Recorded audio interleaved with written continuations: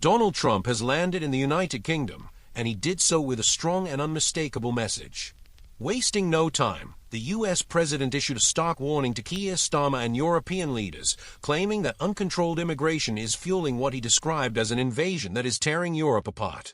In an interview with GB News shortly after arriving in Scotland, Trump stressed that without swift action, Europe risks losing its identity as we know it. Although he avoided naming specific individuals, his criticism was clearly directed at those who have allowed mass migration to take hold. Starmer, as one of the most prominent heads of government in Europe, appeared to be a central target of his remarks.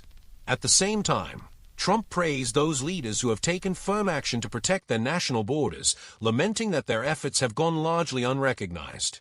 He drew a clear contrast between governments that uphold their sovereignty and those, like the UK's current leadership, that have embraced expansive immigration policies. In his own words, Trump warned that Europe must act swiftly or face its own demise. He claimed that under his leadership, the United States had recorded no illegal border crossings in the previous month and criticized Joe Biden for failing to do the same. He went further, stating that what is now happening in Europe is a direct consequence of similar leniency, and that reversing this trend is critical to safeguarding the continent's future and security. However, his remarks were not entirely critical.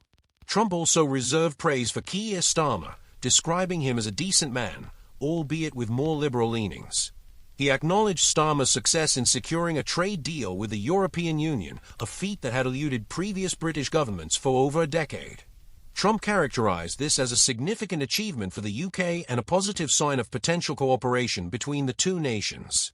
Trump's tone hardened once again when speaking about former President Joe Biden, whom he accused of flooding the United States with dangerous illegal immigrants. He drew a direct comparison with Europe, suggesting that similar policy failures are being repeated across the Atlantic.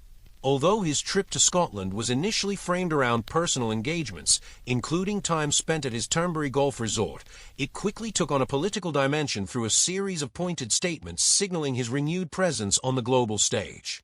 Footage of his arrival showed enthusiastic crowds in Scotland waving flags and capturing the moment on their phones. Despite prevailing narratives in mainstream media, the reception appeared to be overwhelmingly positive. Trump's return was not only that of a public figure but of a geopolitical force aiming to reassert global leadership.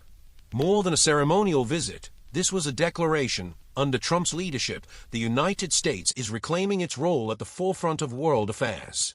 During his address, Trump also touched on trade, stating that the outlook for the UK was not as bleak as some have suggested. He highlighted the strong relationship between the two countries and the opportunities that may lie ahead, though he acknowledged that future trade tensions could arise, particularly if new tariffs are introduced. Nevertheless, he emphasized that the core aim of his visit was to promote a message of optimism and transatlantic cooperation. In other news, London Mayor Sadiq Khan has come under heavy criticism for allocating £500,000 of public funds to a slavery memorial, which has drawn mockery from some for resembling, as critics put it, a rotting turnip.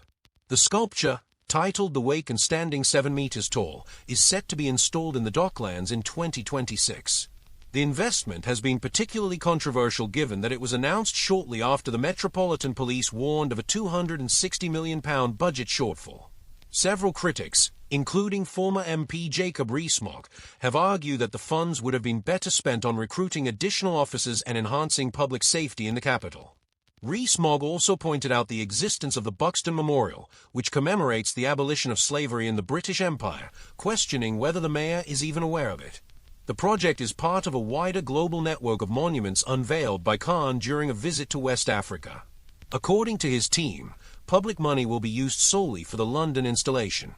The initiative falls under the Diversity in the Public Realm program, which was launched following the Black Lives Matter protests to reassess statues and place names across the city. Meanwhile, a new study has cast doubt on the early estimates regarding the impact of COVID-19 vaccines. While the World Health Organization initially claimed that up to 20 million lives were saved globally, new research conducted by Stanford University and Italian scientists suggests the actual figure is closer to 2.5 million.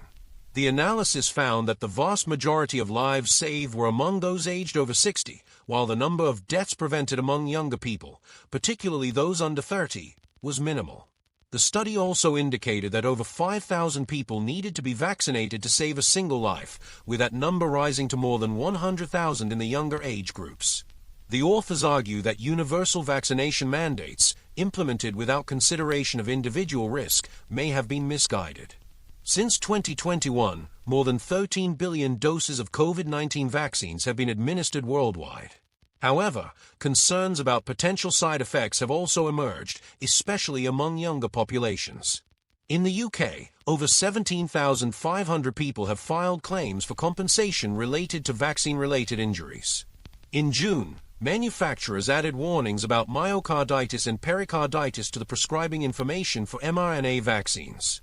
The study drew on global population data, vaccine efficacy rates, and mortality figures to more accurately assess the true impact of mass vaccination campaigns.